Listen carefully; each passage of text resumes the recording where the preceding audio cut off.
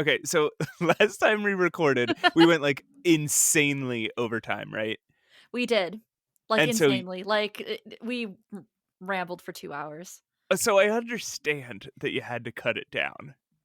Yeah. The problem is you cut out the very first like, the origin of the joke where you called me a special boy, but you No, never I cut did out that.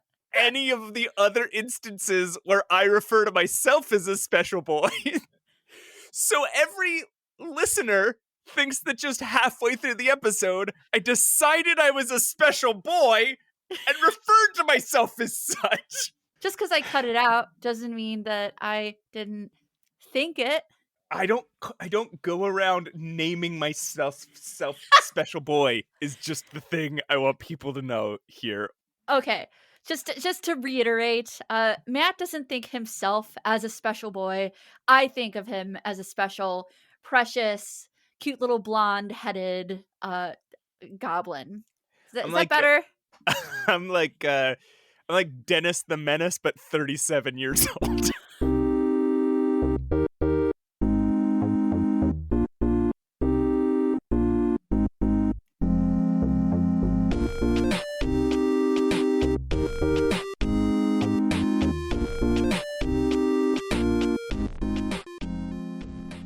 Hey everyone, Pushing Up Roses here. Welcome back to Save Your Game, where we, as in me and special boy Matt Ocamp, discuss adventure games. Hi Matt.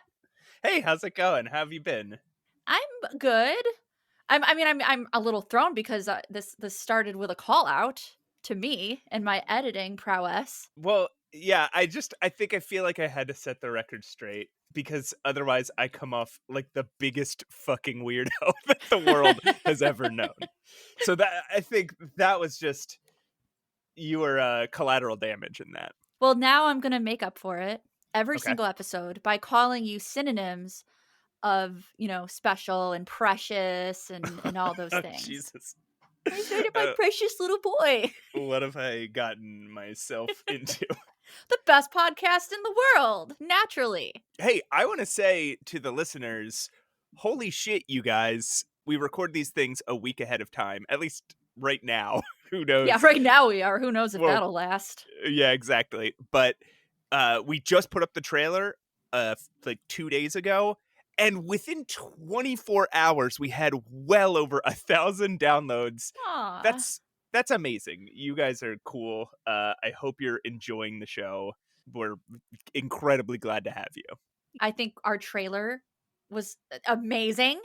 And that probably had you know what? I bet it was so amazing that people watched it several times. Watched it. I'm so used to doing YouTube videos. Listen to it. Listen to it several times over. They played it in Winamp and watched the weird visualizers doing like the psychedelic Ooh, lava that lamp sounds shit. fun. What have you been playing lately, Roses? Listen, I need you to hear me out. Oh no. So, as you know, because I think I told you personally, Matt, I never played the update to Stardew Valley, and now I am. And I'm upset because I used my new update to throw the shorts into the luau pot. It started out funny, but then it Yeah. got really not funny. And when you say the update, you Yeah. mean 1.5. You're talking about the one with the With so Ginger Island. it's got Ginger Island and it's got the Yes. new boy. What's the new boy's name? Leo. Leo the new boy. He's a precious Um boy. He's the like wild you. boy. The he just wild boy. he just runs around in shorts with crazy hair. I need you all to know that even though I am a spooky darkling, I was very upset at putting the shorts in the pot because, like, at first it was kind of funny, but then Mayor Lewis was like, "You have degraded all of us and this community. I am so disappointed." And I'm like, I am feeling negative about this. Supposedly, if you put the shorts in the Grange display, if you save them and put them in your Grange display, he will also be like, "Okay, fine, you win. Does this make you happy?" He'll like give you money for it. Yeah. Yeah, he'll be like, and he like whatever you do with the shorts besides just give it to him, he'll make you feel incredibly bad for it. The luau was the worst though. I'll I say this: play to get good stuff. I told you you could do it. I didn't tell you Oh, and then I'm not to supposed to do it. do it? You can't I you can't tell me something I could do and then expect me to not give in to the temptations. I'm into Penny. Who's your Elliot's my boy. I yeah? believe you referred to him as a slut. He acts like kind of a slut. Mm. Uh-huh. Mhm. It's actually me who is the slut because in my in my previous game, definitely made use of some of those obelisks, the magic things. So I would romance everybody and then marry them and then divorce them and then wipe their memory and then do it again. What I do is I date everybody and get them all to the proposal stage, Uh-huh. and then I just choose Penny at the end. Matt. Okay, we gotta stop talking about Stardew Valley. What else did you Sorry. play? I'm just saying I love Elliot and I'm excited for the updates. So beyond that, beyond chipping away at that, upon many recommendations, I played Hobbs Barrow, or AKA the Excavation of Hobbs Barrow. Hell yeah. Yeah, published by Wadgedi, my good friends over at Wadgedi. And now I forgot the developer. Matt, help me out here. Cloak and Dagger games. Of course, yeah, Cloak and Dagger games. That's right. So I don't think I had ever played a game by Cloak and Dagger, Mhm. and I wasn't quite sure what to expect. I'm just going to be completely honest and transparent. When I saw screen caps of this game, I was feeling not good about it.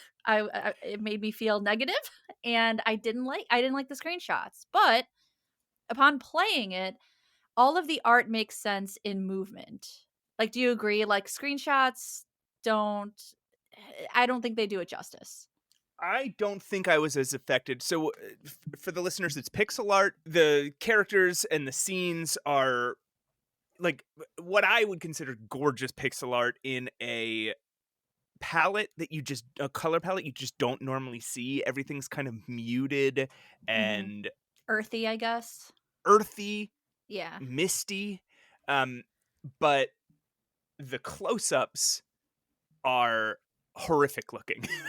they are. All the characters look, kind of hideous, maybe even slightly deformed. But Yeah, and I don't know if that is a person who had an idea in their head and it didn't fully come out on the screen, or if it's done intentionally.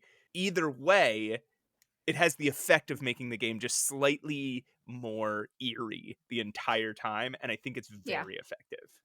I really think it's purposeful. I really do. Now that I have played through it and I've seen all the scenes, should I give a brief Yeah, little description of what it's about? Great. yeah. So, if you like folk horror, you will like the excavate. I don't know why I'm sounding like I'm selling it. You will like the excavation of Hobbs Barrow.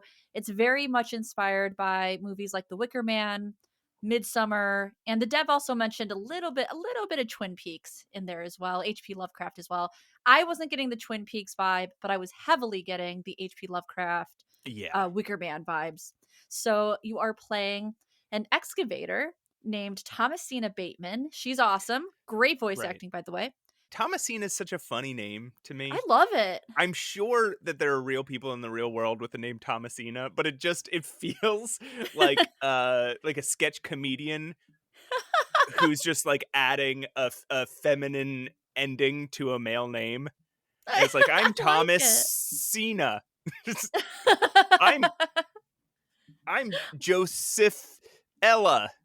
Like you're in it's like you're in like a sitcom type of a setting and you need to come up with a fake name real quick. Like, Right, my name is Thomasina. Thomas. Oh wait, I'm supposed to be a girl. Thomasina. Well, it is set in Victorian times. I did not look this up, but I kind of wondered if Thomasina was a more prominent name in the I don't Victorian know. era. I'm not really sure. it's strangely fit, even though I had kind of a good chuckle over her name at first. But yeah, you were playing as her. She is an excavator.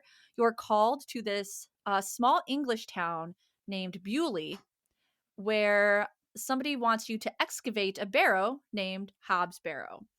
Bewley. Bewley! Miss Everyone's Bateman.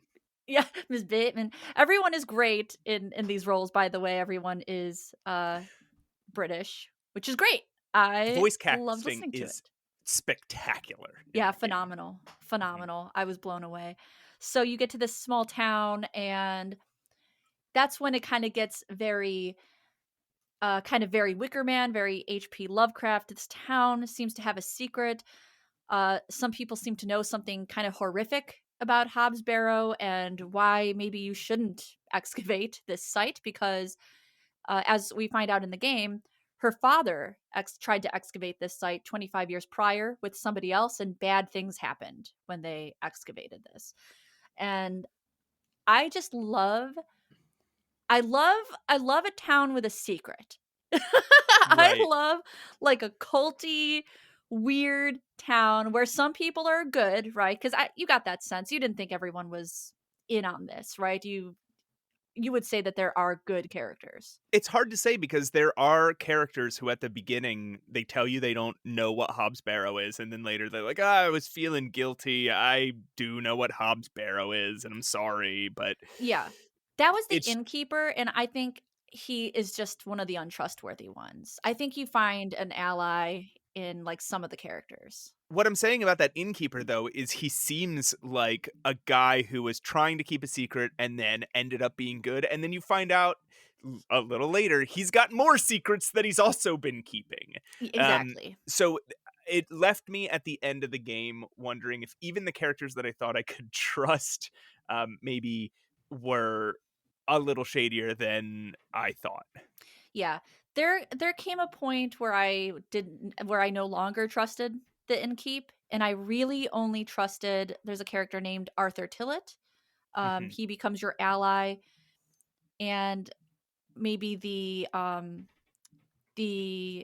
the witchy lady, I'm not sure what to call her. Name is Mother Mildred. She's not quite a witch, but she dabbles in like holistic medicine. So just overall, what did you how did you feel about this game? I loved it. Truly love this game. I've never played a game that was so slow paced but also enjoyable. And that's Yeah, kind of why I compare it to The Wicker Man a little bit. It's very slow paced but on purpose. It's very narrative heavy. right. It does have many puzzles, but I would still say that it's quite narrative heavy, quite dialogue heavy. But I listened to every dialogue tree because I thought it was Yeah. interesting. The puzzles, I think personally, I know there's people who disagree. I think are perfect, and we'll get more into that maybe in a different segment. I Yeah, think I think this is proving that we both have a lot to say about it. There's like a lot I'm holding back, and I'm I sure there bet. is for you too. So, Yeah, I think maybe we should do an entire episode dedicated to this. yeah, we shall, and that'll give listeners a chance to like play it, Yeah, and then maybe you guys can get in on the conversation. The ending seems to be polarizing to people. It is for me. right. Very But I divisive. will say this for the game, it's very faithful to folk horror, you know? I don't think it has the worst ending. It is not, but it is not a happy ending. Let's just put it that way. And you Right. kind of know that. I mean, the story is told through Thomasina, and she keeps foreshadowing that bad things have happened here and there's no going back. So it's Right. not like you don't know that, but throughout you still kind of root for a happy ending. I was rooting for her. So that's what I've been playing. I've been playing Stardew Valley and Hobbs Barrow, which it sounds like we have a lot to say and we'll cover later on. What have you been playing this week, Matt? I've been playing a game called Blood Nova. Okay. It's it was released in I think 2022, and it's by Cosmic Void. It's Hmm. a Cosmic Void and Ross Joseph Gardner, who's like a comic book writer. It's a pixel art game. It's this like futuristic space magic like this very fantastical sci-fi world. It's a point and click adventure game. You're first person. kind of like the old Manhunter games Oh were. yeah, I remember that. Yeah, where the scene in front of you is kind of static and you're kind of clicking around. Yeah, yeah. That was a definite genre at Right. one point. Yeah. Just like a slightly less graphically intense version of point and clicks where you have like a guy walking around the screen. So it is Um, fully static. You are not, this is first person fully static, right? there's very few animations Okay. that happen sort of in front of you. Oftentimes, if something changes, the screen sort of fades out for a second, and then it fades back up, and the thing has been changed. It's not 100% like that. There are some animations, but just very few. Uh, the story is you are Princess Princess Love is your name. Oh, oh, Princess Um, Love. yeah, it's got a very like Gem and the Holograms kind of vibe. Ooh. Your mother, the queen, just abdicated the throne in a very controversial way. And your nations, like the nations of the universe, like it's like a star faring uh, civilization, are at war. There's like a rebellion happening, and the empire is trying to quash the rebellion. And you find out very early on, this isn't spoiling anything, you find out that your empire has been supplying weapons to the warlords who have been oppressing certain planets. Like there's a whole political Oh. horrific thing going on, but you just found yourself suddenly in control of this entire world, this entire universe. This is like a stop on your way to take the throne. You are at a what they call a lighthouse, which is a like a space station post outside of this kind of like wormholey Stargate thing. They call it a star Uh-huh. tunnel, I think, or starport. You're hanging out outside the starport with your friend. You go back in and you find that everybody in this lighthouse is dead. Ooh, so is this a scary game? Is this horror? There's some horrific elements to it. I wouldn't call it a horror game. Okay. Um, there's some scary things to it, and it's definitely a thriller. But I don't know Yeah, if it I'd sounds like call a it a thriller for sure. I don't know if I'd call it a horror because it seems like there's been an assassination attempt, and because you were outside at the time, they missed you. So you're trying to figure out uh, first of all, who tried to kill you. You're trying to save who you can that's still alive on the space station. You're trying to uncover whatever conspiracy your mother was a part of. Okay. It's it's very magical and very sci-fi. Some things about it. The first puzzle is hilarious, actually. It's like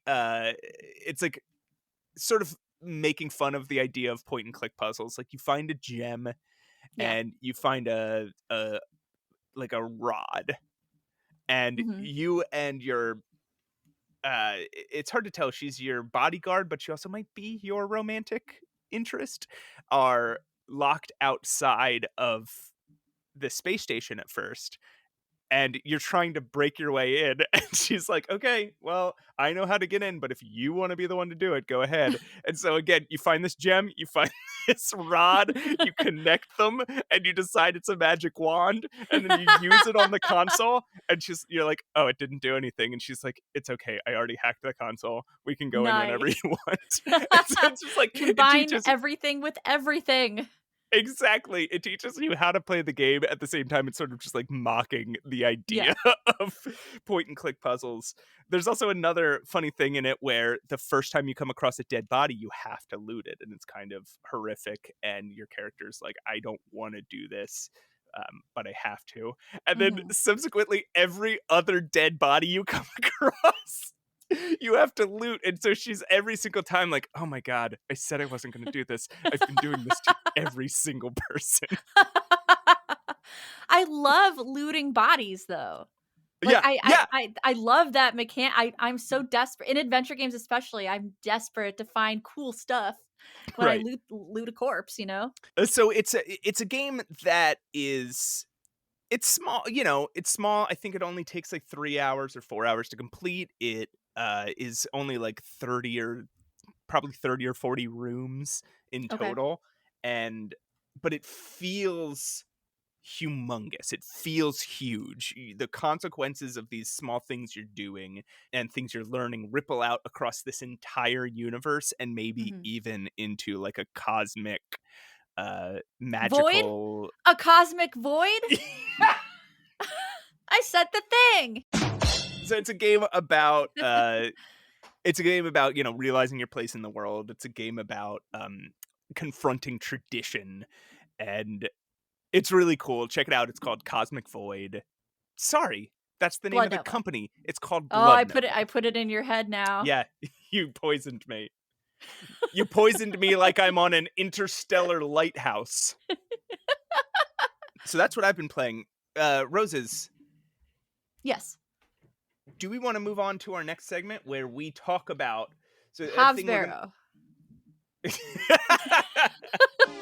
Stardew No? Valley for an hour. Sure. Um, I can.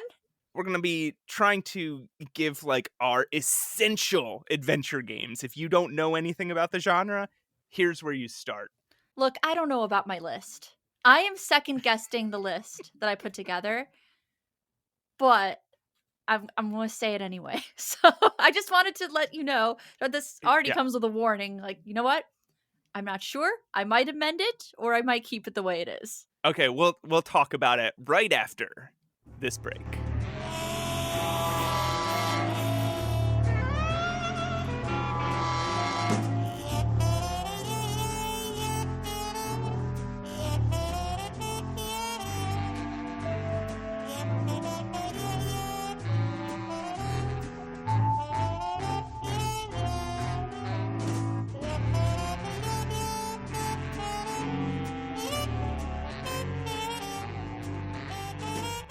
Hey everyone, we're back. Did you have a good break? Yeah, did you enjoy yourself?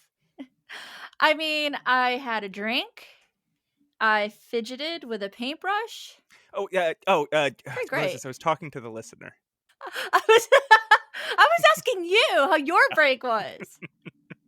So what So we're gonna do rude. here in this segment is we want to try to compile a list of like 10 essential adventure games that, if you don't know the genre, or if you do and you're not sure if you've played everybody's standard reference points, maybe Mhm. here's 10 games that will catch you up to speed. Maybe we'll debate a little bit. Maybe I think we we are will going to debate because I'm looking at these notes and I'm not sure I agree. maybe Although we'll in my discuss some notes, of them. Yeah. Yeah, yours are pretty interesting. Okay, yeah, who do you want to who's going to start here? I will start. Okay.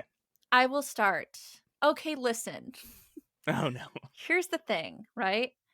I know we Yeah. all kind of rib on the King's Quest games because they are very, very difficult. But I think if you want to have a good idea of how graphic adventures started, especially graphic with the text parser, with Probably play something animation, other than King's Quest. that's not where I was going with Oh, that. okay. I was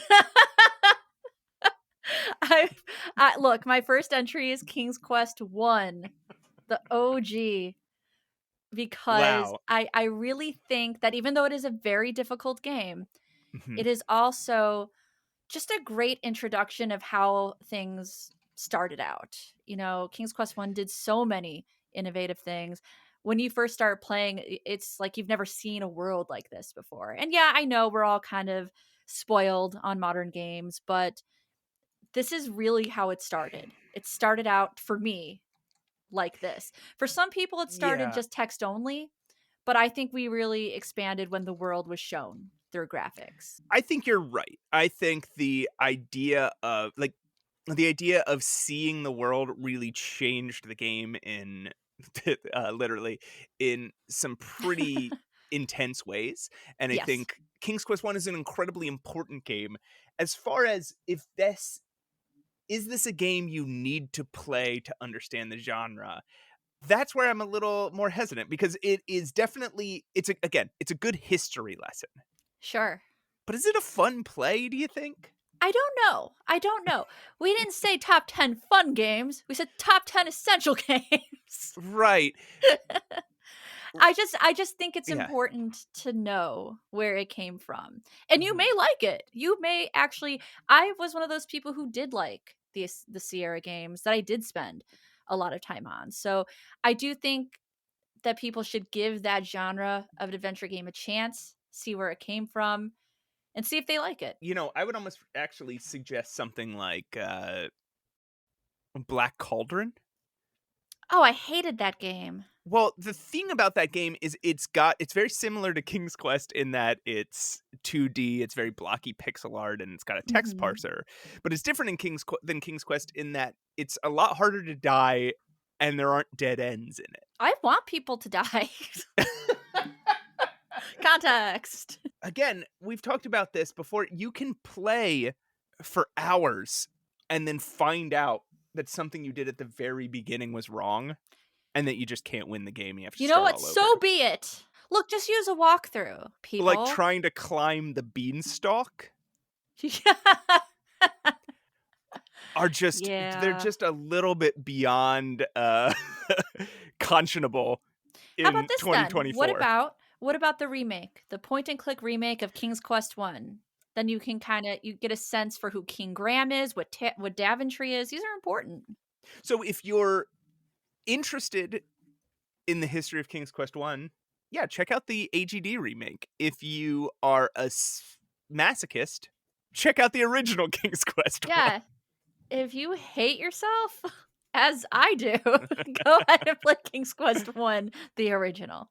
Okay, so speaking of old games, right, that set up Mhm. the history of adventure games, I'm going to start with my first one is Secret of Monkey Island. It's still funny.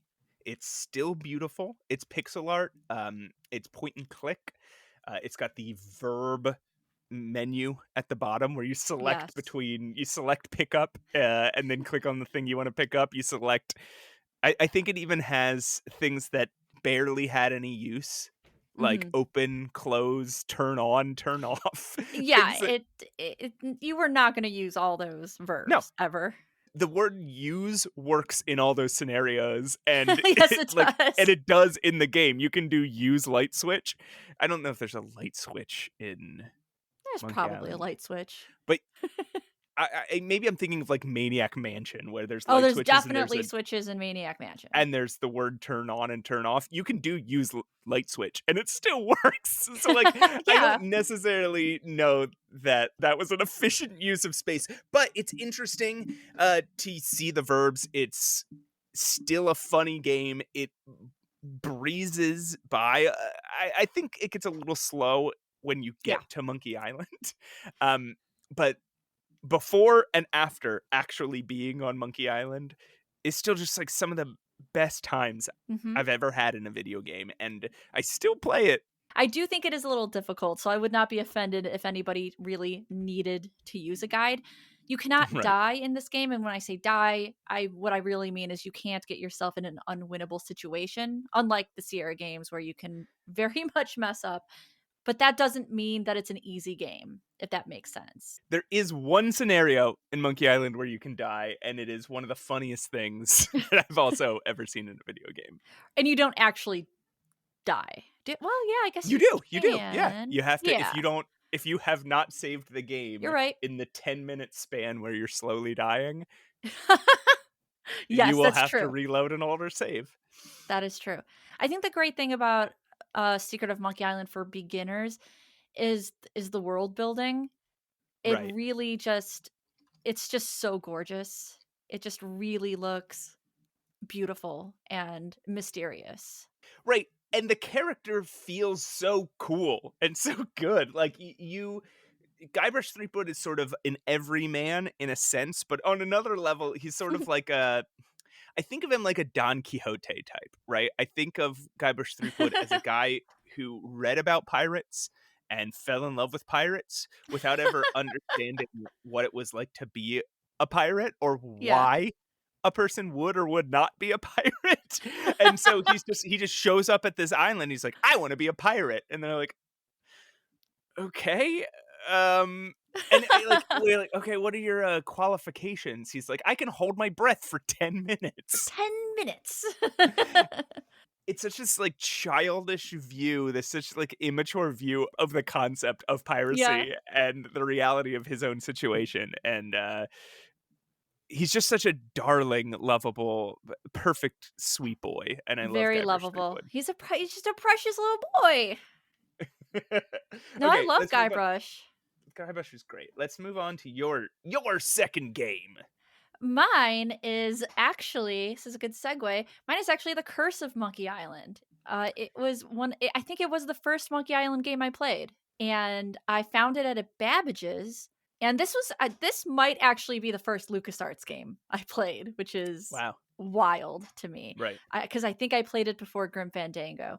So I picked up Curse of Monkey Island at a Babbage's. The art style intrigued me, and it was one of the funniest games I think I've ever played. It's up there with Grim Fandango humor style. And what I really like about it is I really do think that the puzzles are more balanced and leveled. They are more logical than Secret and like the second Monkey Island as well. And it's just so funny that the voice acting is amazing. Guybrush is taken to a new level of his character development. I Yeah. love I know that Ron Gilbert, who is the original dev on Secret of Monkey Island, he is not involved in this game, so there are differences, Hmm. but it doesn't make it any less of a game. And that's why I feel confident of putting it as a standalone, because I think you don't have to play the other games to play this one. It's such a wildly different game than Secret of Monkey Island. It changes the whole tone. It goes from this pixel art style to this Saturday morning cartoon kind of style. Dominic Yeah. Armato's voice acting is incredible. It's hard now to go back to the first two games where there was no voice acting Yeah. and read that dialogue without hearing Dominic's voice in your head. That was like my first character crush was Yeah. Guybrush Threepwood, in specifically in Curse, with Dominic's amazing voice acting. And that might have been, I don't know, Full Throttle might have predated this, but it might be the first use of the verb coin, where you click on an object Ah, or you click on something in the yes. background. A little coin shows up that asks you what you want to do. Like you can click on the hand or the eye.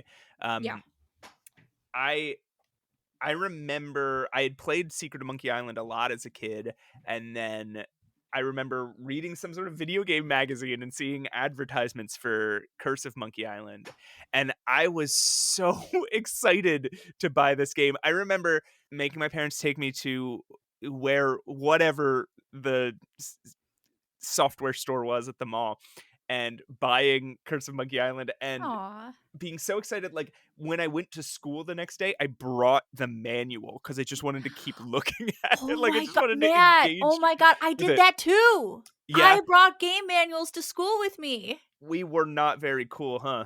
No! No one liked me! No. I cannot agree more Oh, thank you. with Curse of Monkey Island, and it might be weird to have two Monkey Island games on the same, but they are so different. Both of them are essential to learn of very different things about what the appeal of adventure games is. Okay, my next game is, and I it's sort of, I've become sort of a cliche on the internet for evangelizing for this game, Oh boy. because I cannot stop talking about how great this game is. Return of the Obra Dinn. I don't agree, but do go on.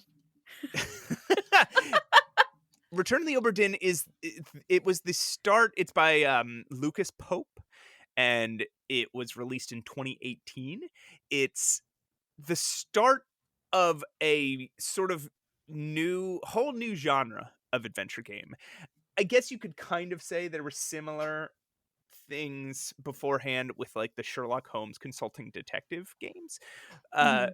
but what Return of the Obra Dinn does is it gives you a scene, it gives you a world, and it doesn't give you puzzles, right? Like you're not walking through and picking up inventory objects and using them to get past a certain obstacle. What it does is it gives you an entire book to fill out based on pure deduction. All of the game, like, or half of the game rather, happens in your brain. So Mhm. you are an insurance adjuster, I guess, who is called out to there's a shipping boat called the Obra Dinn that is just drifted into port, and it's a ghost ship. Everybody's gone. Everybody's either gone or dead. Okay, I was gonna say, are people dead or are they Yes. missing? I don't remember. Okay. And so the shipping company puts out a insurance claim for the lives of their sailors and their cargo and their ship and like for the loss of revenue. And so you're an insurance adjuster that has to board this ghost ship and try and figure out what happened. So you have a manifest, a blank manifest, where you have to figure out the names of Yes. every person on board. You have to Mhm. figure out their position on the ship, and you have to figure out how they died. It's very Clue, isn't it? It's very mystery, clue, deduction kind of mechanic. Right, yeah, like Clue the board game, right? Yeah, Yeah. where you have to look at all the evidence presented to you and you have to really think about it. And Oh, yeah. so it's this sort of vector, this pixely vector art. It's clearly made with modern technology, but then sort of dialed back into this like early Macintosh graphics. Yeah, and I think that's where the game lost me. Um, First of all, I got so stuck that I was I don't quite remember where I got stuck, but I was so deflated when I did get Right. stuck. And the graphics, even though they're very artistic and cool, and I would normally be very attracted to graphics like that, it kind of hurt my eyes during Interesting. the game. Well, so the game does allow you to change. You can have the game be black and white. You can have the game be like a green and a darker green, or like an amber, or you can change it to different colors, but it is monochromatic, Yeah, it is. meaning Yeah. there's only two colors. There is the light color and the dark color, and that is it. And it's first person and it's fully 3D, and you're walking around this ship, and there's dead bodies around, and Yes. you get this magical compass that you hold up. If you find a dead body, you can hold the magical compass up to it. It will take you back to the exact moment of that person's death, and you hear the sounds that person heard in the last few moments of their life. And Hmm. beyond that, everything else is just still. So you'll see a person midway through falling off the crow's nest, or Right. you'll see a cannonball that is impacting with the side of the ship, and you'll see like the debris is floating in midair. And if you find somebody dead in that scene, so you're in a scene and like Inception, like if you find somebody dead in that scene, you can use the compass on them and go back a step further, Oh and Lord. you find that while the first few deaths are like, oh, okay, there was clearly a mutiny, there was clearly some people tried to overthrow the command of the ship and killed the captain. You start going back steps, and you're like, wait, something really strange is happening here. This Yeah. person was not killed by human means. Right, because it's got a bit of an HP Lovecraftian influence, right? Yes, it really takes you to some wild places. Yeah. The amount of deduction you have to do in this game, it makes you feel like a genius when you solve something. It will only tell you if you have it will only tell you that you have something correct if you get 3 full entries complete. So you have to figure out Right. 3 names, positions, and the way they died. So you can't guess, right? At that No, point. correct. You cannot, Unless these you are not guesses. unless you have most of that already fully known, you can't just guess after that. You can guess after that, but you can't just guess and fill random things in. It will not work. It forces you to really solve the puzzles. It takes the dream of adventure games and pushes it to its logical conclusion, right? Like you don't Mhm. just play a detective in the middle of a thriller. You are a detective. Yeah, in that way, it's a very good murder mystery Yes. adventure game, which I think are very difficult games to design. there's a lot of games that came out after Obra Dinn that really followed its inspiration. Case of the Golden Idol is one. I would argue Paradise Killer is another. Chants of Sonar that just came out this past year. So this game has been highly influential, and I think especially if you're if you want to look at the future of adventure games, I think Return of the Obra Dinn is where that future starts. No, I like that. I like that. I like that entry. I don't like the game for my own personal reasons, but I do like your argument for it. Okay, Rose, what's your next game? Yeah, speaking of newer Yeah, games, because that was definitely a more modern game, I actually put Unavowed on my list by Wadget Eye. And I put it on there because when I played it, let's see, how it's old is also Unavowed now? 2018. It's also, I was going to say, it's around the same time as Obra Dinn. That must have been a pretty good year for Apparently. adventure games. I put that on there because I was blown away by how engaged I was with it and also how satisfying the puzzles were. This is a like fully written drama, thriller, adventure game, great narrative with also really, really good puzzles. And you cannot mess up. You will not get, I mean, you can get stuck, but you will not mess up. There is no way to do this wrong. There's multiple choices you can make. Replayability is amazing. You can go in as different characters and get different dialogues. I actually have a small voice cameo in that game. Payola! So, Gamergate! oh my God, no! But yeah, if you heard me in that game, let me know because you do have to look for it. But I was just blown away by how classic and modern it felt at the same time. And I'm not saying these puzzles hold your hand Right. or anything, but they're very satisfying when you do figure them out. Wadget Eye Games is good at this, taking the traditional point and click genre and sort of updating it into modern times. Starting with the Blackwell games, and they published Excavation of Hobbs Barrow. Unavowed is They very did. good. They also published Techno Babylon and Shardlight, which I have not played, but people speak very highly of. It's just interesting. They have their own identity, I think, Wadget Eye Yeah, does. It's kind of how I wanted Sierra games to play.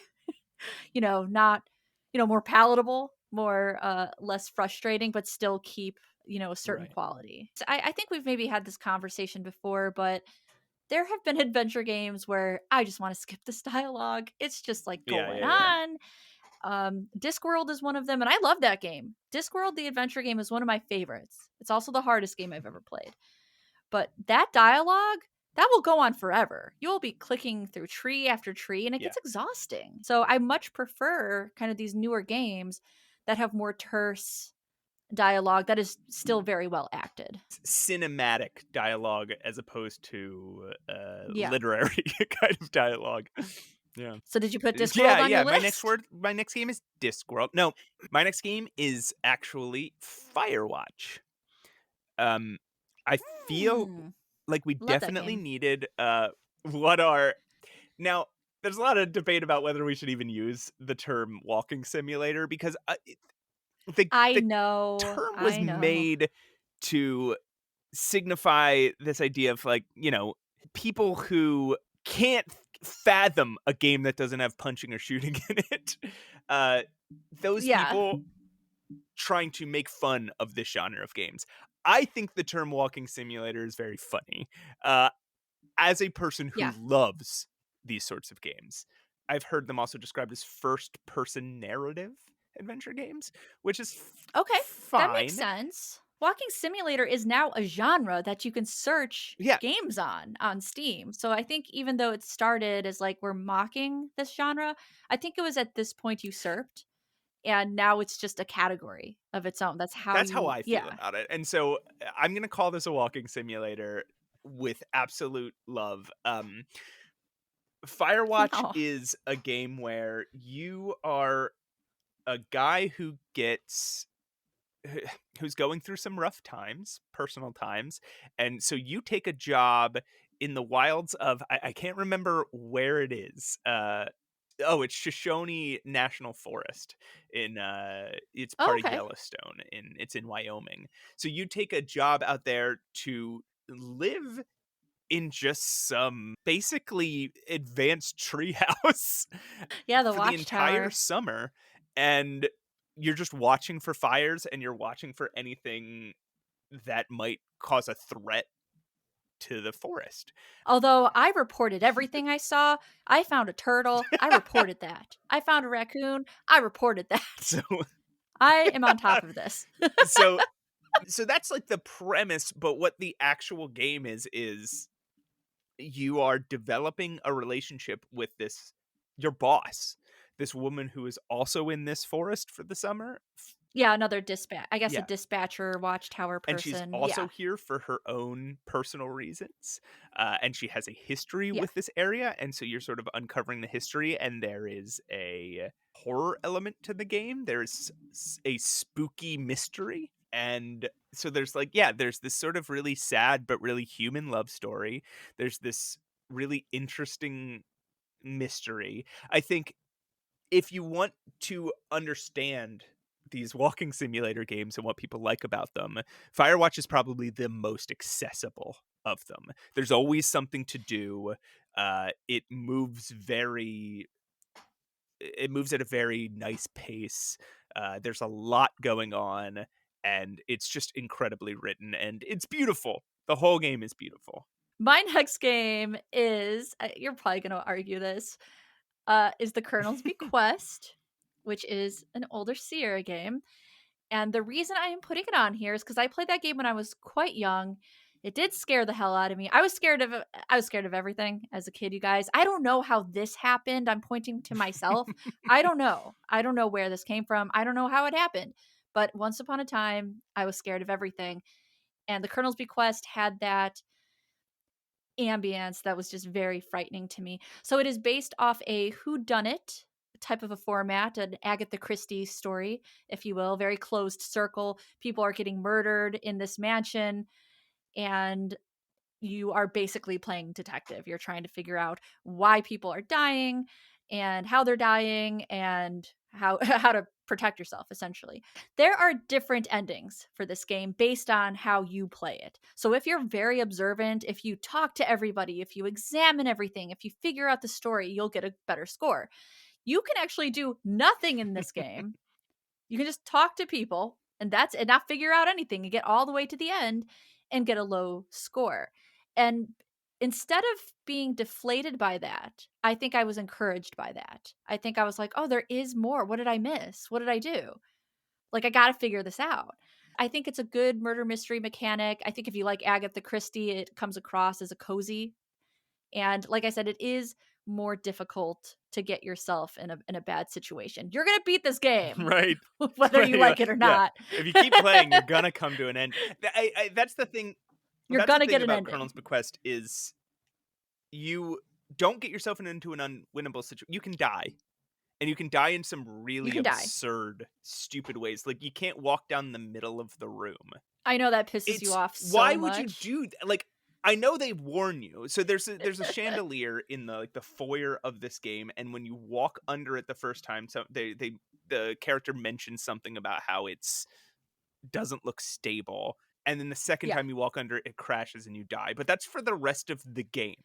So I mean, and it's anytime also you like it's also making noises and anytime you like walk through the foyer, you have to walk along the edges of and you walk through the foyer like 50 times. And you have to walk through along the edges of the room because you know that if you stray too close to the middle, the chandelier falls and kills you and it's game over. It's the stupidest thing in the world. But Tell me how there's you a lot really of feel about the really chandelier. cool things about this game. And yeah, so like I'm saying, you can die, but you can't get yourself into an unwinnable situation. You can get to the end of the game and have absolutely no idea what happened. Correct. Unless you go back Right. and you learn from it. And now, especially as a murder mystery person that I am, I just really appreciate the mechanic. Yes, it is an older game, so there are frustrating elements to it. It's not talky, but there's just something about that game, man. When you first play it, even if you don't win and you get through it, you're like, oh, I did it. I got through this somehow. I'm gonna try that again, you know. But yeah, I really love the Colonel's Bequest. I will say, if this sort of retro style of the Colonel's Bequest uh, bugs you, but you are interested in this style of like type of gameplay, 2017's The Sexy Brutale has a Oh very yeah, similar sort of gameplay loop to it, where but it's yeah. designed around you playing it multiple times. It's designed around you losing or not figuring things out and playing again and getting another clue. Do you want to hear something hilarious? What's that? So the the first time I played this game was in middle school. My very best friend and only friend, Kim. Kim, if you're out there, thank you for the memories Hey, Kim. of the Colonel's Bequest. Hi, Kim. She came over. We played Colonel's Bequest the whole evening. We did not find the armoires that you move for eavesdropping. So Okay. we knew nothing about the end. Nothing. We got there having no clue what the heck just happened because we never figured out how to eavesdrop. And that's actually a very important mechanic. This game utilizes like an eavesdropping mechanic, and it is So very you important. so you never learned one thing. Not a single thing.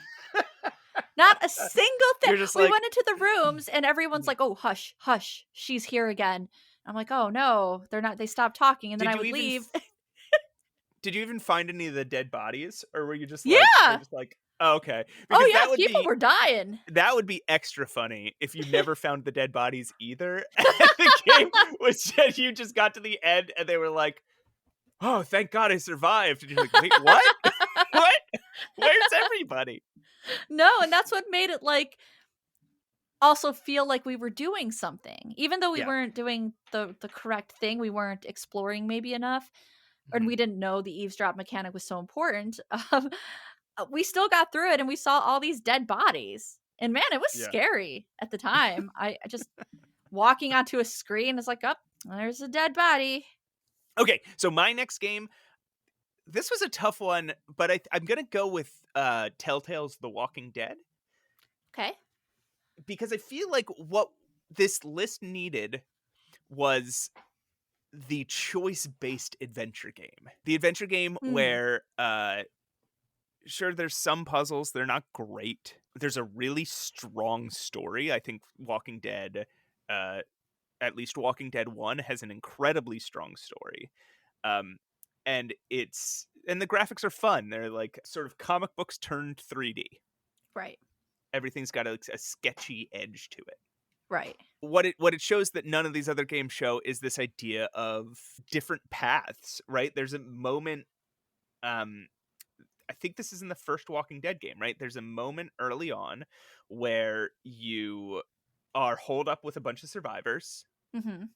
and you have this and zombies attack, right? Obviously, and you have this option to save one person or another person. And whichever person you don't save, I think if I'm remembering correctly, and sorry if this is spoilers, but I think they both survive, but whichever person you don't save, that person now knows you just didn't save them and you Yeah. intentionally didn't save them, and Brutal. and that becomes a huge thing for the rest of the game. And there are other parts where there is like you can save this person or this person, and if you save this person, they're with you the rest of the game. If you save Yeah. the other person, they're with you the rest of the game. Like your choices legitimately change the way the rest of the game develops. Now, Yeah, that's true. It's true. This is a game where your choices really, really matter. as much as they can, right? Like there's a Yeah. lot of people that point out how similar the stories are no matter what path you take in these Telltale games, and that's a fair criticism, but your experience is going to be a lot different in some very significant ways, and you as a person will feel like you just let another person die, right? You're Right. going to feel the emotions of that moment exactly the way that Telltale wants you to. And I think that is an important like addition to this whole genre. And I would say it's accessible too. I think that it is a very accessible way to play adventure games. Right. I agree. And I mean, Walking Dead 1 has some kind of bullshit point and click puzzles. Well, every Uh, adventure game does, to be honest, you right. know? I think I like the Walking Dead games a little better when they got away actually from inventory puzzles and got more Wow, into okay. just linear story that branches off in multiple directions, Yeah, and I like you're that. just making choices and you're interacting with people and you're deciding what parts of the story you want to engage with the most. Okay, what's your next game? So this is technically my last one. Now, I did put an extra one in case we had conflicting, not conflicting. That's exactly the opposite of what I was. And I put an extra one in case we had the same one. We did Yeah. not, surprisingly. So that's great. So, you know what? I'm actually going to go with Hobbs Barrow. I'm actually putting that on my essential list. I know it's a Right. newer game, but I think the puzzles in that game are so great that it's one of the more accessible games. It's a great story. Hmm. It's easy to control. There's not I mean, I guess you would call us seasoned adventure. We are seasoned adventure gamers over here. We grew up on really bad logic, so we're very good. We're very good at adventure games. Put me in a room with a piece of string and some rocks, and you have no idea the amazing things I can do. You put me near a machine that needs a crank, and then you hide that crank We will find like that crank. 3 miles away. Yeah. I'm gonna get that machine running. I'm gonna find that crank, stick it in the machine, and I'm gonna crank that crank. We know how to use cranks over here Yeah. in adventure game world. That being said, even though we've played some of the more challenging games, I still think that this game is very fair. And on top of that, it's got that retro aesthetic. It's a pixel art game. It's very retro looking. It's got brilliant voice acting, and it's very traditional point and click. That is how it plays. It has fetch quests, it has dialogue, and it's great. I can't believe how much I enjoyed that game, and now I kind of recommend it to people who haven't played one, or any or very few, I would say. I started No. playing Hobbs Barrow with somebody else, and Mhm. they absolutely got into it, having never Interesting. played an adventure game. Now, I'm gonna raise some challenges on this one. You're so argumentative. Number one, well, that's what we're here for, is to really dig these things out and discuss them. So, are you worried about recency bias here? Are you worried that this is not Hmm. what you would choose if this was a month from now? No. Okay. Next question: do you feel like this treads some of the same ground as Unavowed? Yes. Okay.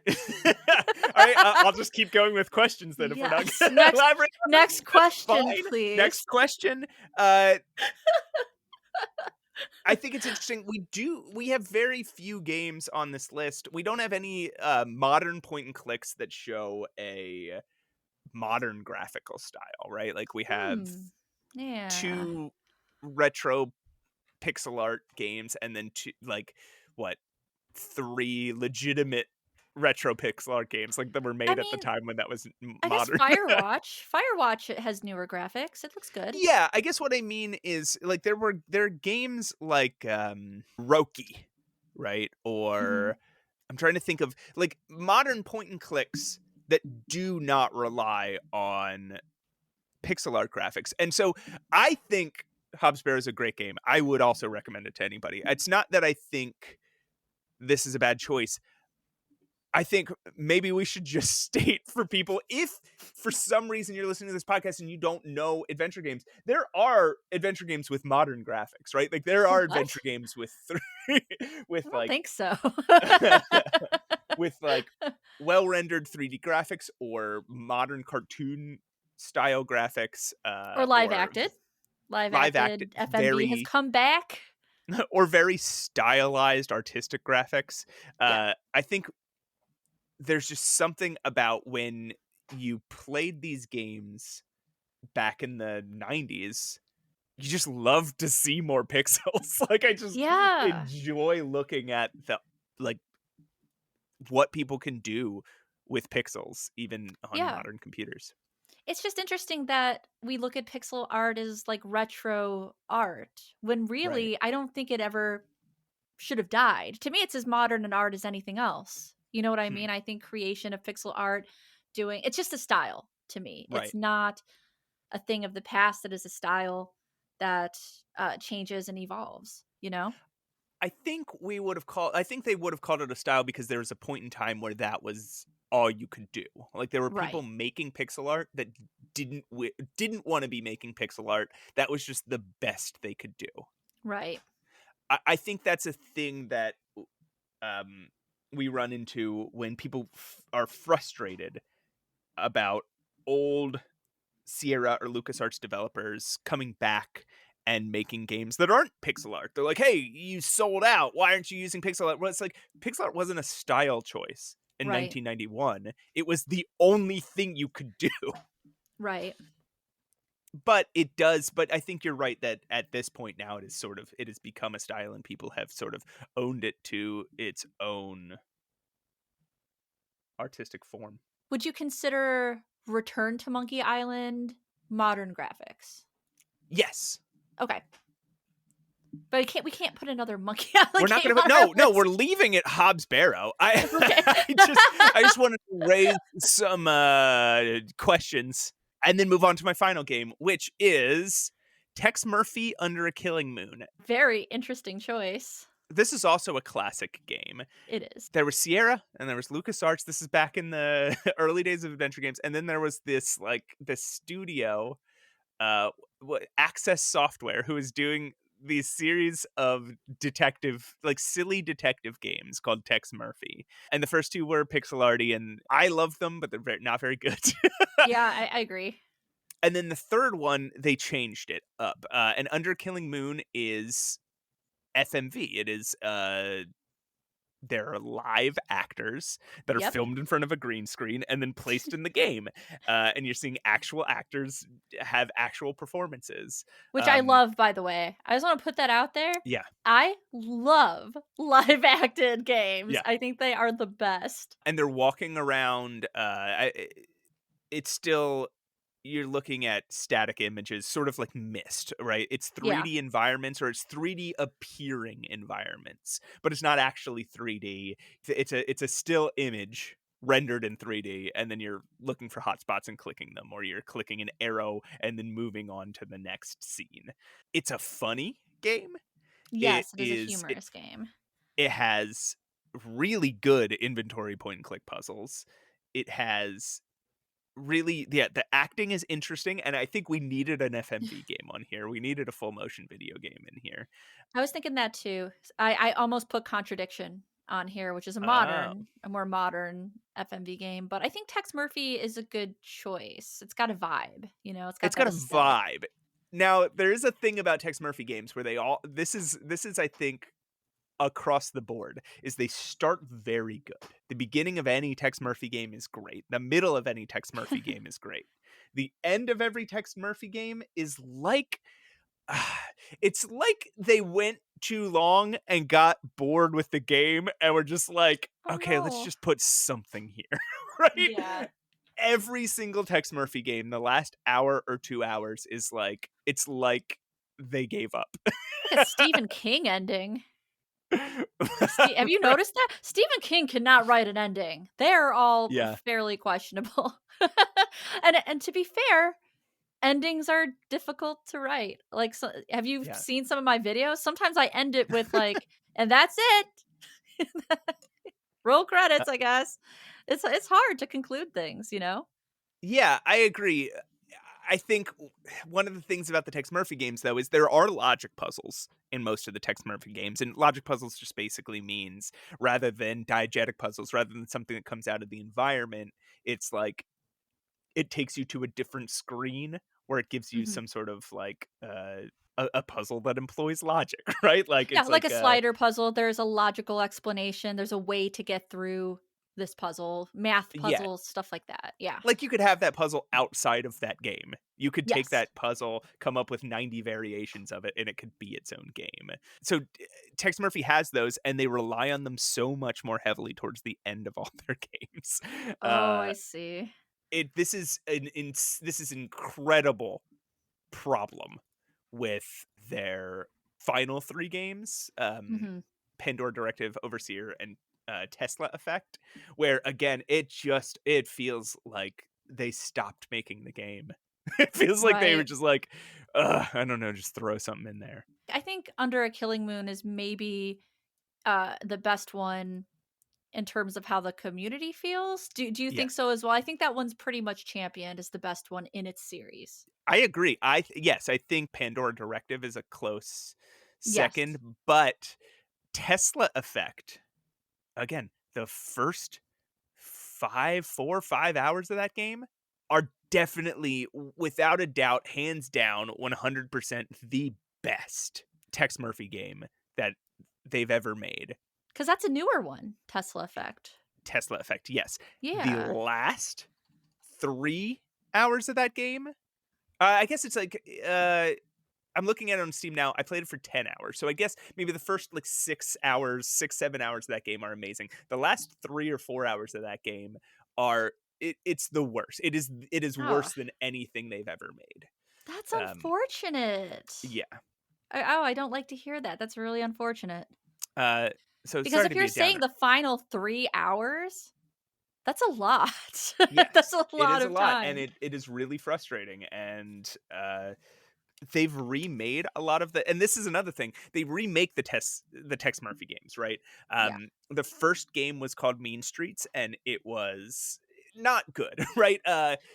Again, I liked it because there was a real deductive detective element to it, because there was a text parser. You had to input the words you wanted to ask about. So if you Yeah. hadn't figured something out, you wouldn't be able to ask about it. It wouldn't be just a text choice you could click on. That's true. You would have to know it and you'd have to type it in.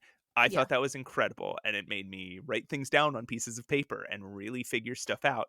But Mean Streets has these like side-scrolling shooting Ugh. segments that are ridiculous, and half of the game is an open world flight simulator, like a What? 3D I flight didn't even know simulator. that.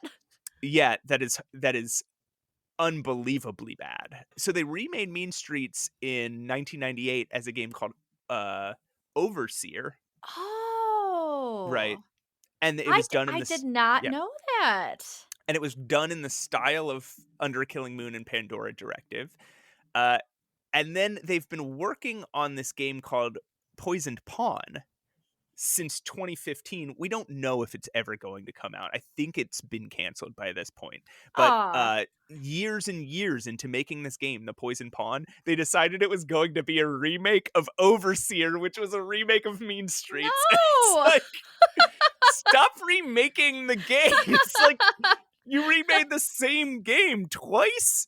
It's just a tragedy. It's just there was so much potential that was never fully lived up to. I think that just kind of is what happens with the games that have the series games. There's always going to be not a perfect series. You know, you can Yeah. kind of you can compare that to King's Quest or Space Quest. There's going to be like bummers in there. So I Yeah, just think that's the nature of it. I think they never made their perfect game. They Yeah. always were trying to make the perfect version of Tex Yeah. Murphy, and something got in the way every single time, and they never fully made that game. And it's just a bummer. It's just a bummer that the perfect Tex Murphy game was never created. Except for Under a Killing Moon, which which I is think your I don't think it's yeah, I don't think Under Killing Moon is a perfect game by any stretch. I think it's a good example of FMV. It's a good example of another take on the point and click adventure genre, that's very different than LucasArts and Mhm. Sierra from the time. Okay, so let's read down our list real quick. Do you want to Okay. do it? Because I've been talking about Tex Murphy for a Do you long want to time. go what do you want to go one by one? Like I'll Okay, do yeah, it and let's then do it. you'll do it? Yeah, you do mine, I'll do yours. Wait, what? Yeah, you Okay. do you read mine, I'll read yours. Okay, fine. Okay. Secret of Monkey Island. King's Quest 1, Return of the Obra Dinn. Curse of Monkey Island, Firewatch. Unavowed, The Walking Dead. Colonel's Bequest, Tex Murphy, Under a Killing Moon. and Hobbs Barrow. Nice. There you go. That's and Halo. that's Save Your Games list of the 10 essential adventure games. You play those, you'll You're know gonna what know we're talking everything. about. Yeah. Yeah, you're just gonna know everything. You could start a podcast now. Hey, Roses, Yes, Matt. do you want to take a quick break and then come back and hear me tell you all about some of the Next Fest demos I've been playing? Yes, I do. I'm gonna go Okay. feed my cat, and we'll be right back.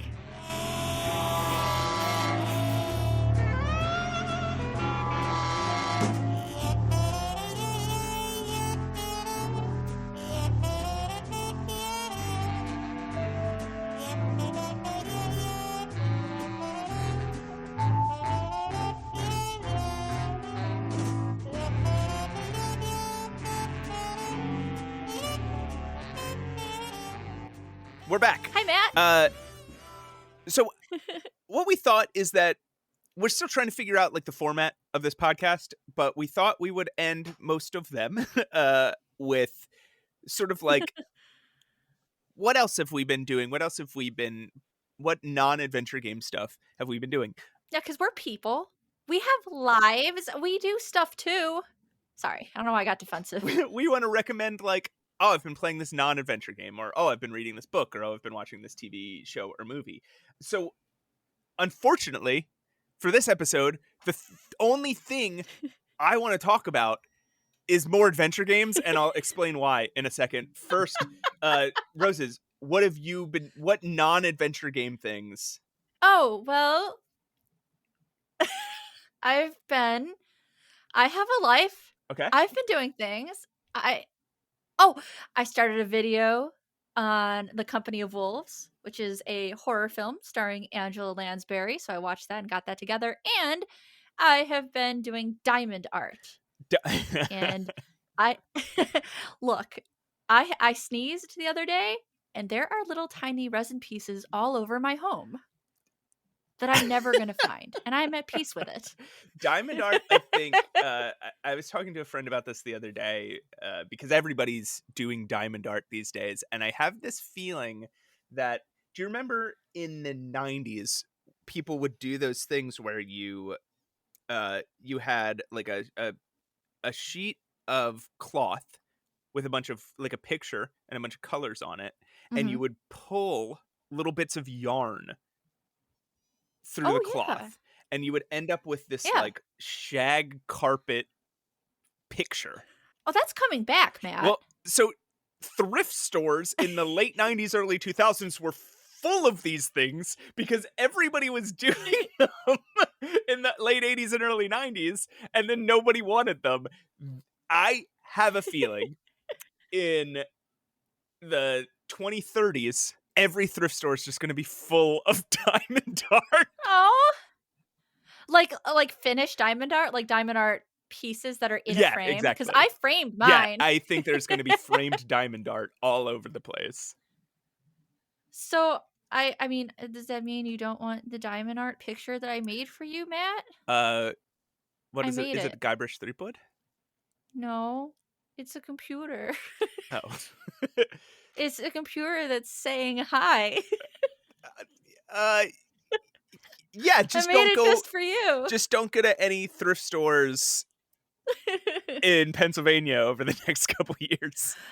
What now? But Roses, I'm really excited to tell you about these Next Fest games. So, do you know what Steam Next Fest is? I actually did not. I did not know what this was until you mentioned it. Okay, so yeah, so Steam Next Fest is every year they do what they call a celebration of upcoming days, and upcoming games, and they do 7 days. Like they do a full week of demos and developer live streams and Nice. trailers. So I went to the adventure game section of As you do, as one Steam's does. Next Fest, and I downloaded basically everything that was there. I was like, I'm going to check out as Wow. many of these as possible. And let's see, I put them all in a folder, so I could have them grouped together. So let me see. Wait, but we just talked about this, and Yeah. you've already, like, downloaded everything and have played a bunch of I've played a couple of them. them? Okay. What I think we should do, I think me and you should do a full episode about these Next Fest demos, and I think like maybe next episode we should talk in depth about some of these because Yeah, there's some let's do it. really interesting ones. I've downloaded 51 demos, Roses. Matt. So if, I yeah, had such a reaction to that I actually hit my mic. 51? yeah.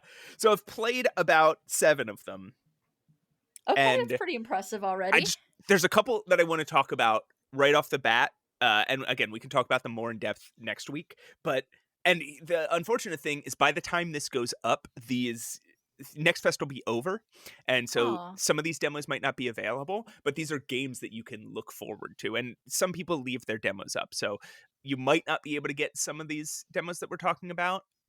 Mhm. But these are games that like you can look forward to because some of these are really wild and really cool. The first one I want to talk about is Botany Manor. It is it looks like an escape room game, right? You find yourself in this Mhm. house. You find yourself in the green room of this house. It's 1890, and there's clearly puzzles around, right? Like there's like a cork board with numbers and figures and charts up on it. There's like a letter on the table that you can pick up and read. What you find out is the way to solve the puzzle. Like the first thing you come across is you're in like there's a lot of smog, so you can't really see. So the way you solve that puzzle is by growing a flower that processes smog.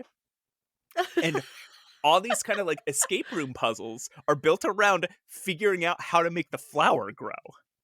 Oh, that's cool. I'm looking at the screen captures here, the images, and it Yeah. looks lovely. It actually It's looks very pretty. it's very peaceful, it's very Yeah. calm, and it's yeah, like an escape room game mixed with like a flower growing simulator. And so like you have to find out, you have to identify what the flower is, where it was native to, what type of environment it grows in, so that you can figure out what temperature to set the Mhm. heat to.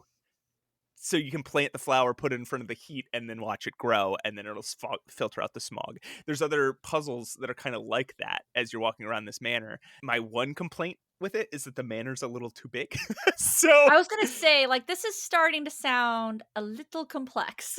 it's really fun, but yeah, you're gonna have to do a lot of running back and forth, like run Oh, back to the backtracking. seeds and then run up to the you're searching the manor and you're finding these letters, and then you got to run back to the seeds and plant the flower, put it in the pot, and then you're Yeah. gonna have to take it to the next spot that it needs something that'll help it grow.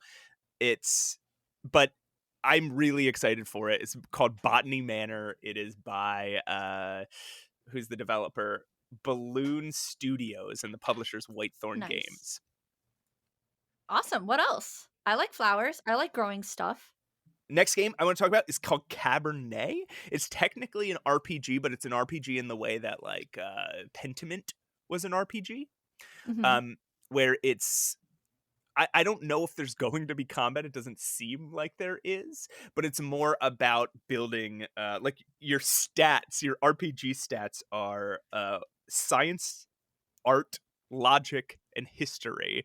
And they just help you have different dialogue options and different ways you can interact with things. Kind of like a Yeah, I mean, you were so excited by this when you messaged me about yeah, it. You're like, "Yeah, play this one. It is spooky." I thought this would be one that you would love because it is spooky, and it's the developer and publisher's Party for Introverts, which I've never heard of. Okay, yep. Not familiar with that one. It doesn't look like this is their first game, but it's the first one I've heard of from them. And I played about an hour of this game, and Oh, wow. it seems like something really special. Right now, the demo is very buggy, and I lost a lot of progress. um, No. yeah, but it gave me a real good feel for the game. So if the demo is available, I still suggest checking it out. And yeah, that's called Cabernet. Similarly, there's a game called Sky of Tides that is way more graphically intense. It's a little bit more like it's also an RPG, but again, like an RPG that does not seem combat focused. It seems more like you know what it seems like. Like Quest for Oh, what? Glory? No, what was that game? That um, everybody was really into. It was an adventure game. It's also an RPG. A Disco Elysium? Yes. Okay. All right. It seems very inspired by Disco Elysium. It's got that sort of isometric feel to it. Um, Mhm. but you're this woman. It seems like your grandfather is part of the system and the rest of your family is part of the rebellion, and you have to choose which side to take. I didn't get very far in it, and Okay. it seemed like most of the scenes were based around dialogue choices, and each of the Okay. dialogue choices gives you like a boost in your stats, like they level up your stats, and the game tells you your goal is to keep your stats as even as possible, and if one of your stats gets over leveled or under leveled, it might cause like consequences, right? Your stats being intelligence, courage, compassion, humor, luck, and I think that's it. Uh, so they're all personality based stuff. The weird thing about it is it mostly seemed like you were walking around environments trying to find objects. Okay. You're just like, As you do in adventure games, right? right, but you don't, it's not like they go to your inventory. It's just like, you found this item, +2 to intelligence. And each item has like a little bit of like lore attached to it. So it's like fun to find the objects, but like, I don't know. It doesn't excite me as much as the other ones, but it was still, I thought, notable. Mhm. But there's a bunch. I like this isometric thing. Like Yeah, sometimes I don't. Sometimes I really don't like that style yeah, in adventure game, but part of that reminds me of Sanitarium, so I have like a little right. soft spot, a little fondness, and that's kind of the vibe that I'm getting. Absolutely. There's one more I want to talk. There's a lot more I want to talk about, but there's one more that I just need to talk about before we do an episode on all of these. And it is this game. I don't know how people are going to feel about this game. Oh boy. I cannot predict. It feels like it could be an absolute phenomenon, or this could be a game that everybody makes absolute fun of because it's very it's a sincere game that like the sincerity borders on silly, but it Mhm. is a puzzle adventure massively multiplayer online game. Okay. So you're like I want that. so I very much want that. you create this angelic magic fantasy character, and the character creation, Roses, is so wild because you pick a skin color, and then you pick skin luminescence, and then you pick Oh. skin sheen, and then you pick skin. So like you're just adding layer and layer and layer, and there's like 6 of these of color upon your skin, and it's so strange. And then you get tossed into this world. There's a very like light but very heady narrative, like kind of like psychedelic, kind of spiritual almost. And then you're thrown into this world where it seems like you guys are solving puzzles to unlock some sort of ancient wisdom that the world Mhm. needs to exist. I love that. Something like that. But you're running around this environment, and there's all sorts of other, like, you see all the other players running around just like in a massively multiplayer online game, Yeah. but you're each just running up to puzzles and then standing there and solving puzzles. A lot of them are perspective based puzzles. Okay. So So perspective and meaning like there were perspective based in The Witness where you're like moving the camera? sort of like that. Yeah, there's a Okay. lot of Witness vibes in here. Like there's definitely some there's like these grid-based puzzles where it's like you have a whole grid that you have to fill with either black or white tiles, and some of them are already filled in, and it's like connect all the black tiles, but I see.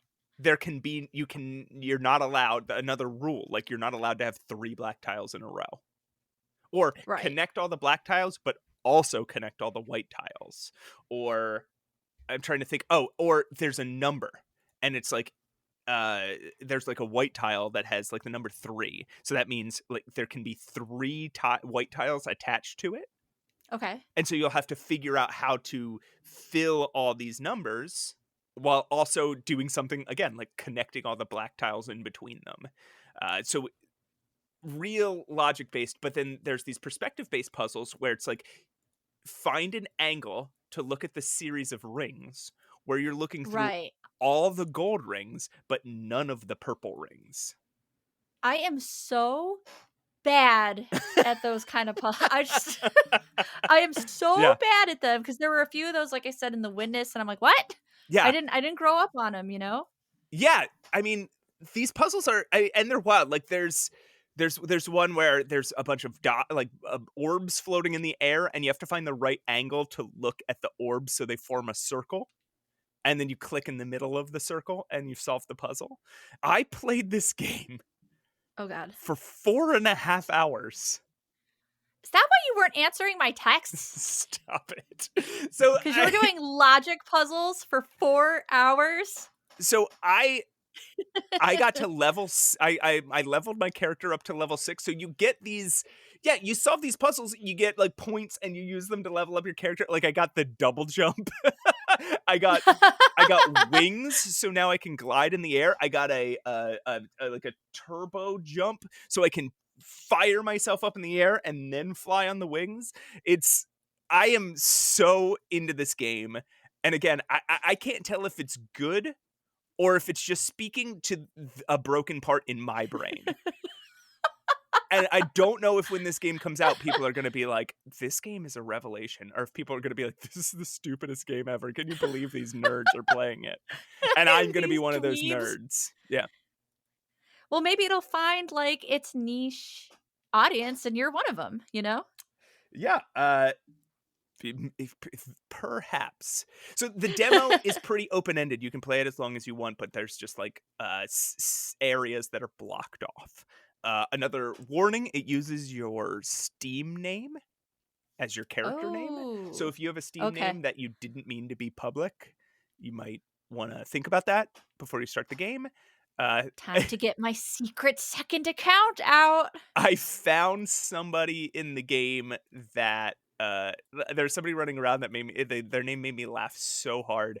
Their name was, and this might just be like a publishing studio, and so maybe the way I'm pronouncing it is not the way they intend it to, but it was so funny. Their name was Call Me Games. That's a lot to unpack. It can either be like, call me games. Like my name is Games. Call me Games. Call me Games. Call me I'm names. here. I'm playing games. Call me Games. Or it could be call me, games. But right, Just I thought it might be like a developer called and their game studio is called Call Me Games. I was laughing so hard at the idea that somebody is just named, hey, call me Game. I'm your friend who plays games. Call me Games. Yeah. They call me Games. Call me Games. They call me Like, games. oh, I ride a motorcycle, so they call me Wheels. Oh, I play games, they call me Games. So anyway, I don't think I even said the name of this game. This game's called Islands of Insight, and I again, I don't know if it's a good game or a bad game. Also, the last thing I'll say about it, the load times on this game are really crazy.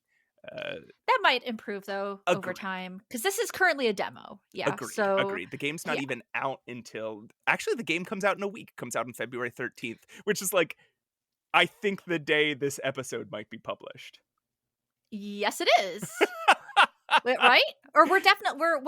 14th. We're recording on the 13th. So we're by putting the an time episode out on whoa, Sorry. back it up. Yeah. We're putting an episode out on Valentine's Day? Yes.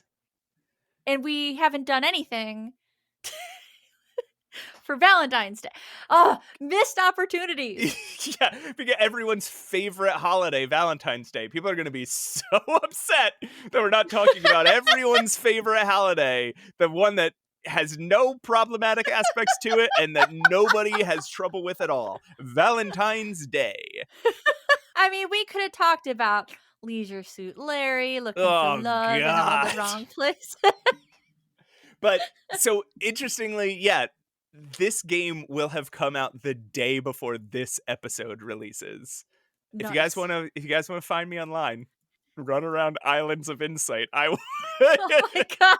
I will be running around solving some logic puzzles. Solving some I will try to be there as well. Uh just fumbling because Yeah. I'm not good at logic puzzles, so I'll just be yelling and probably rage quitting within, I don't know, like 10 minutes. I'm going to make sure to be on the day this game comes out. So when you listen to this podcast, if you listen to it the day it comes out, go look for me in Islands of Insight. I don't know if there's servers, like I no idea how this game works. But yeah, go look for me. Do it.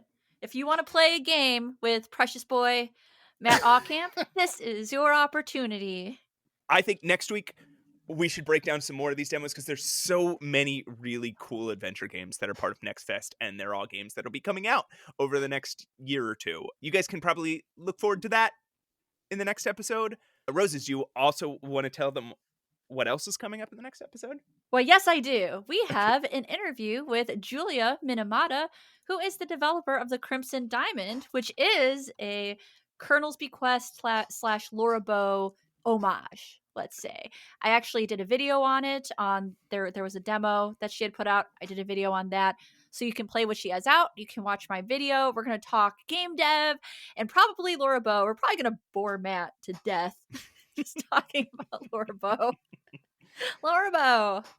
Best female character ever, am I right? Sure. Yeah. She didn't seem to have much. I haven't played Dagger von Monra, but she didn't seem to have much of a personality in Colonel's Bequest. You know what? You shut your gob. All right. I'm not joking. I did a whole video about Laura Bow being a great female protagonist, so check that out if you want to hear me babble. Based on Colonel's about Bequest that. or based on both games? Both games. Okay, yeah. Maybe upon playing Dagger von Monra, I would get it a little more. This has gone so long. I think it's time we wrap up. Everybody, you can email us at mattandroses@gmail.com. Send us your questions or your compliments or your anger. That still makes me laugh. Our email makes me laugh.